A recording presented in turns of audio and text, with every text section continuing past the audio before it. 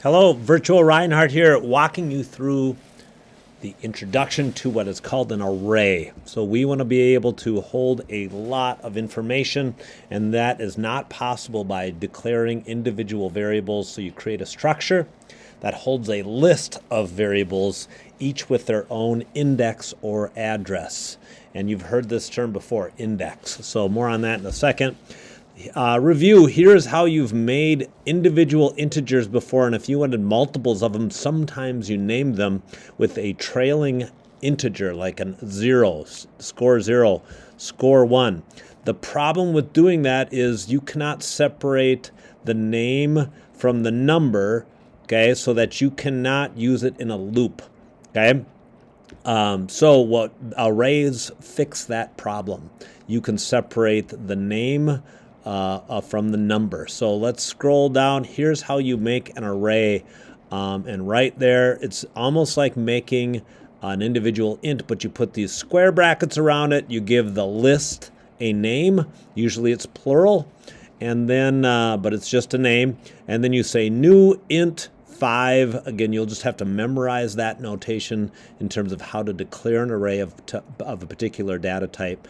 Int, string, double, even student or objects that you make. More on that in a minute.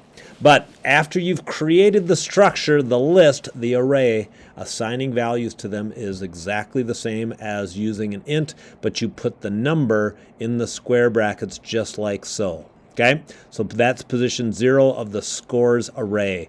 Give it a 5. This is position 1 of the scores array. Give it a 35. This is position 2 of the scores array. Give it a 5. And then to access that, you just say go to that particular array, go to that spot, and that will display, just like a variable, the value of that variable at that position. Okay? Notice that because I've only assigned values to 0, 1, and 2, positions 3 and 4 have not been assigned in my array. They are defaulted to 0. Okay, so you need to recognize that notation and be comfortable with it, and as soon as possible. Moving on, you can declare arrays like so. Okay, but right there, that high scores array is null. It's not until you say new int where it actually gets assigned. So you can do that in 2 lines. You rarely do, but you might see it. And the fact that it says new should tell you that array is an object. Okay, more on that in a second as well. So usually you make them in 1 line. So there is a string array. Again, string, just like a string variable, except that you put the brackets there to say I'm going to make a list. Give it a name, usually plural. New type string, so that I have 5 spots to put in strings. And I don't have to necessarily go in order. I could just say people2 gets Harry. And notice the places that I have not assigned string to are not defaulted to empty. They're actually assigned to null. So that means 0, 1, 3, and 4 are all null.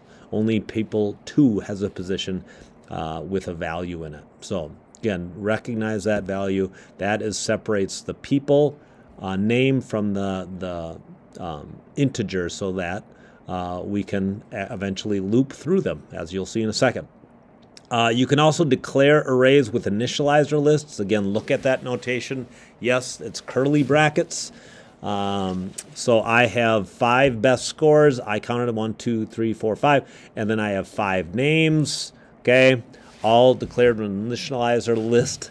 That is fairly common when you know the data in advance. So take a look at that. Note 2 things. Number 1, like names of 0, Jamal, that is a string. Okay, so this would say Jamal scored 99. Okay, I'm referencing both position 0 of 2 different arrays. But because that's a string, just to show you this is possible, you can do string methods with it. I could say like dot length on this, and that would then count the number of characters inside of Jamal, which would be 1, 2, 3, 4, 5. Okay, because names of 0 is a string. All right. That's not helpful here, but just to show you. Also, speaking of length, you can call length with an array. Okay, you can just say dot length. Notice no parentheses. It's kind of strange, but that displays the 5s because there are 5 items in the best scores array. Okay, so how do you use that? And why is this a big deal is because of right here. So let's say I create a list of friends. It's a string array, and there's 5 positions in it. I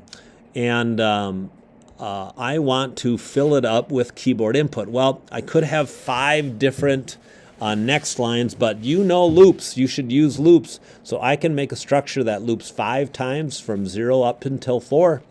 Just like so, I can prompt for a position, and then I can take my friends array. Instead of putting 0 here, I would put I, because I is going to be 0, then 1, then 2, then 3, then 4.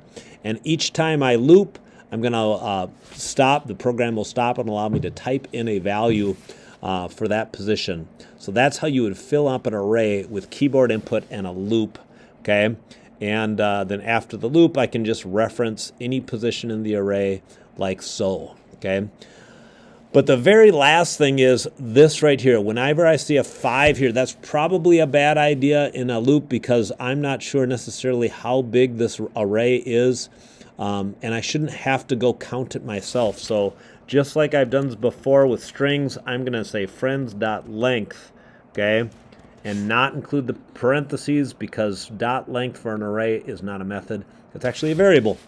So anyway, that would be, I didn't change anything because friends.length is 5, okay, but this loop will still allow me to assign values to each position in the array. So be sure, that is about it. Be sure to check out the 6.1 in the book for all these parts and to try some things out and to make sure you have the notation down.